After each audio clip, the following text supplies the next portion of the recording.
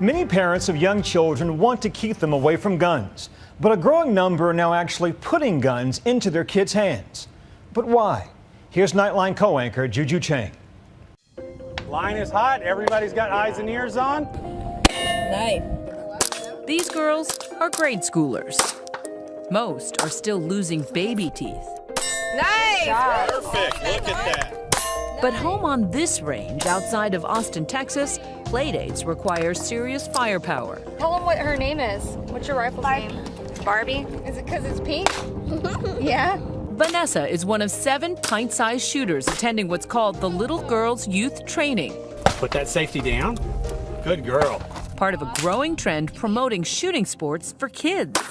When I shoot, I think it's so much fun than playing with anything else that's in my room.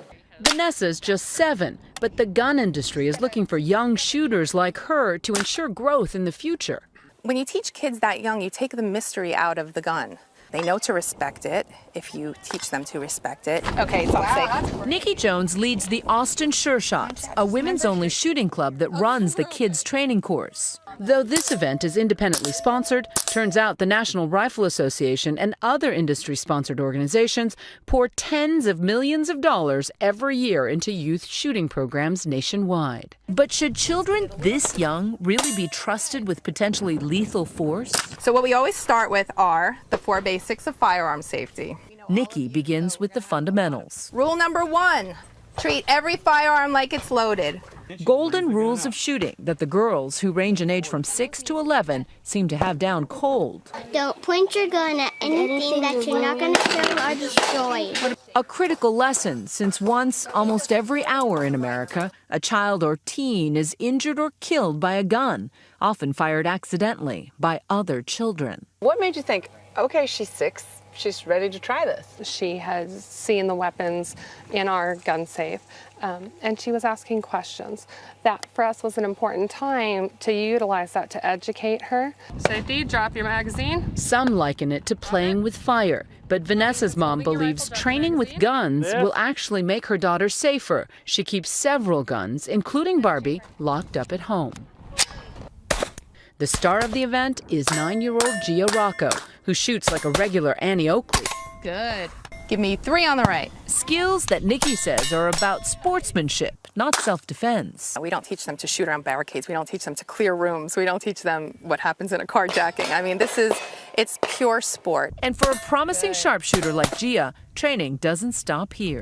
You want to take us into the trailer? Oh, sure, yeah. The next day, she and her dad invite us over. Well, this is where we clean the guns. That's the art table. The art table next to the gun table. Nice. Gia still loves her Legos and her pet spider. I don't like, princesses and stuff. I'm not a princess. But hold the tiaras. Half of Gia's rifles. How many do you have in there? These are clearly her prized possessions. Wow, that's like an arsenal. This one right here is my favorite.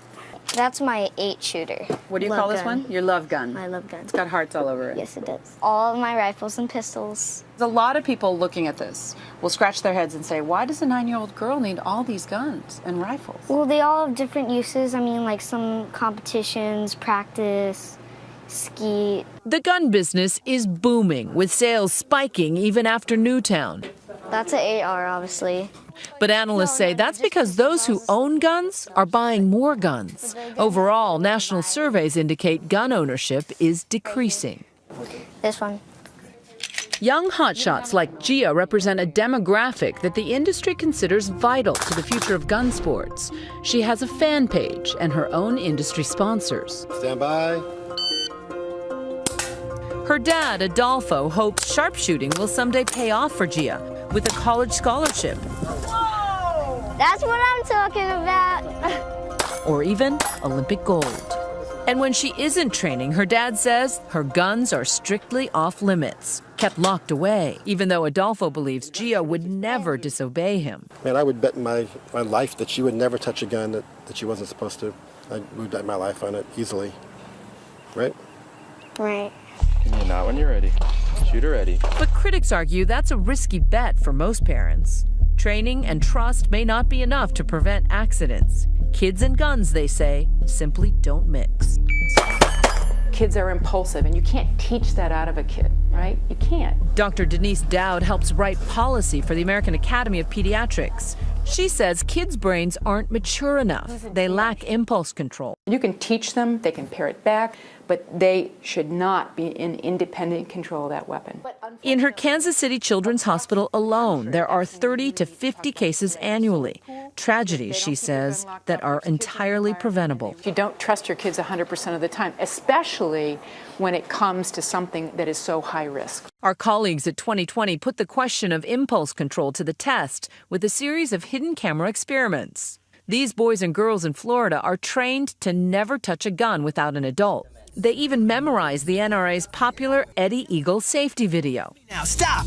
Don't touch! But when left unsupervised with real unloaded weapons hidden in plain sight, nearly half of the boys act on impulse.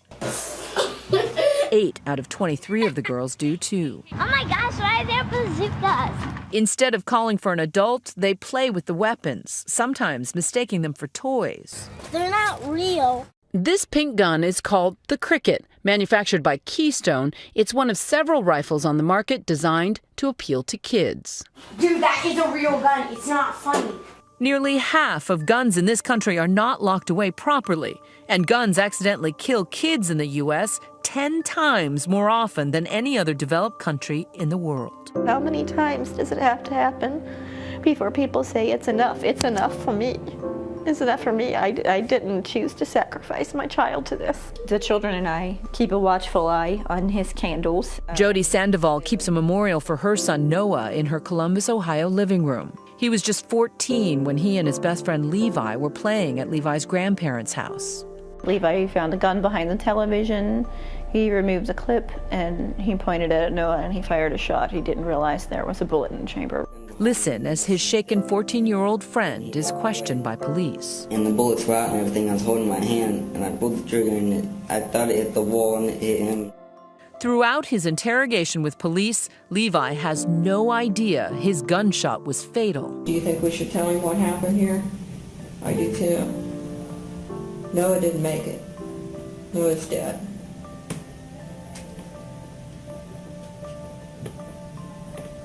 Levi pled guilty to reckless homicide and was sentenced to a year of probation. His baby blanket. Noah's mom, Jody, says she doesn't blame Levi for her son's death. During trial, she even asked the judge to lower his sentence. While Levi made a horrible, terrible mistake, it wasn't an accident that a gun was left out where it could have been stored and locked away. While 14 states have safe storage laws, which studies show reduce accidental shooting deaths among kids, Ohio has no such law. If it saves one person from the horror of what my family and I are facing, just one, it's enough.